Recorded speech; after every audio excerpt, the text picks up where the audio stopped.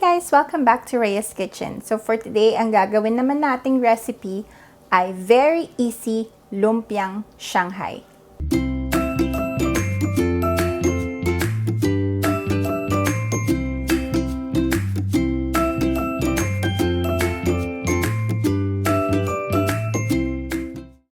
So ang i-share ko sa inyong recipe today ay ang favorite Lumpiang Shanghai recipe na ginagamit ko na super favorite ng anak kong si Lucas. So let's get started. The ingredients that we need are ground pork, carrots, onions, lumpia wrapper,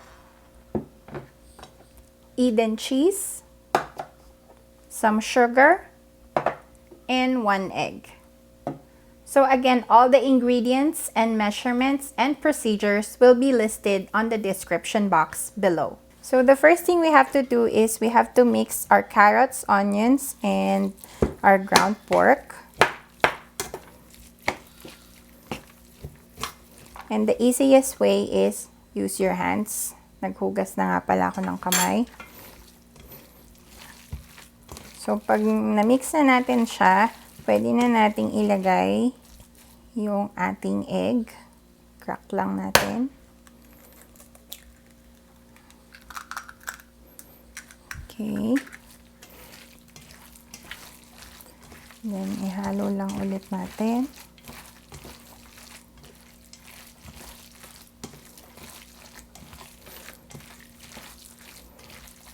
Okay, after that, ilagay na natin yung ating sugar.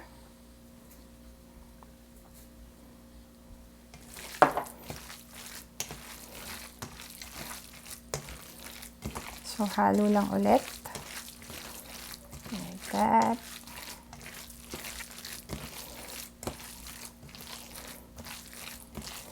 Okay. And lastly, we'll mix in our Eden cheese. Okay. And then, ihalo lang natin siya ulit.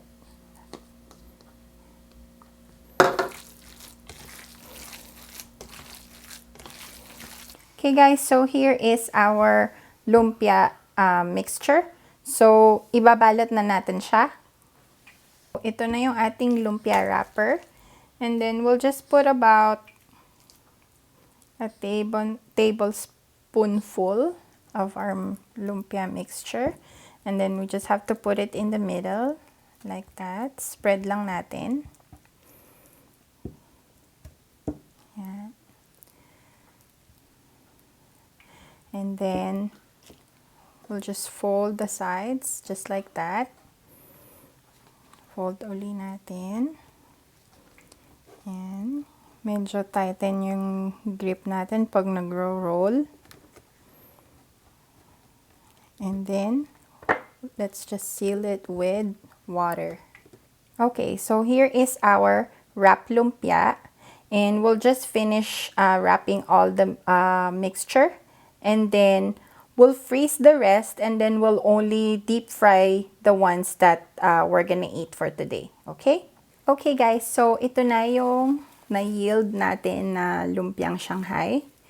And niready ko na siya to freeze. So, meron nga pala akong ipapakita sa inyo, ituturo sa inyo na hack when you freeze your lumpiang Shanghai. Meron siyang social distancing. So, mayroon akong 3 layers with cling wrap or saran wrap para hindi magdikit-dikit yung lumpia. Tapos, we have to freeze this for an hour. And then, pag matigas-tigas na siya, we can take them out and then cut them in half. And then, pwede na natin siyang ilagay sa isang freezer bag. So, ayan na. Dinip fry ko na yung lumpia natin. We'll just wait until it's golden brown. And then, pwede nating i-drain yung oil in paper towel.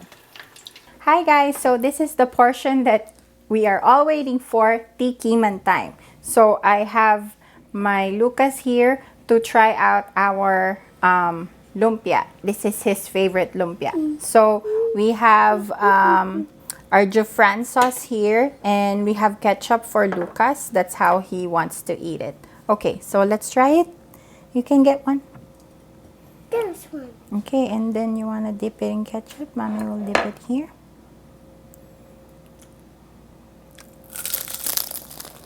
Mmm. Mmm. So hot. How is it? Is it good? Can you tell them it's thumbs up? So that's it for our video today, guys. Sana nagustuhan ninyo ang ating kid-friendly Lumpiang Shanghai recipe. And as always, if you like this video, please hit like and subscribe to my channel for more cooking videos. See you guys again. Bye!